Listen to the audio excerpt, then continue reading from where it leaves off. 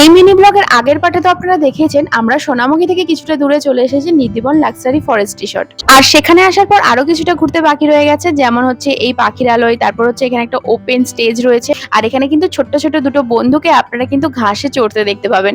আর তারপর চলে গেছিলাম একটা পুকুর, যেখানটা কিন্তু খুব সুন্দরভাবে বাঁধানো রয়েছে এবং প্রচুর প্রচুর মাছ ছাড়া রয়েছে, যেটা খালি চোখে কিন্তু খুব সুন্দর বোঝা যাচ্ছে। আর এখানে কিন্তু বেশ কয়েকটা হাঁসও রয়েছে। তারপর এই একটা ভিলা, যেটা পুকুরের ঠিক পাশে রয়েছে, প্রচুর বড় এই ভিলাটা, এতটা সুন্দর লাগছিল। তারপর চলে গেলাম ওপরে কিন্তু এই সুইমিং পুলটা রয়েছে, এতটা সুন্দর। এটা শুধুমাত্র থাকবে গেস্টদের জন্য, এখন কিন্তু জনসাধারণের জন্য খোলা রয়েছে, মানে অল ওপেন। আর হ্যাঁ, আমার তো বড় ব্লগটা আপনারা দেখেইছেন, আর যদি কেউ না দেখে থাকেন তাহলে ট্যাগ করে দিলাম, গিয়ে দেখে আসুন। তো তারপর মেন কোর্স খেতে চলে এলাম।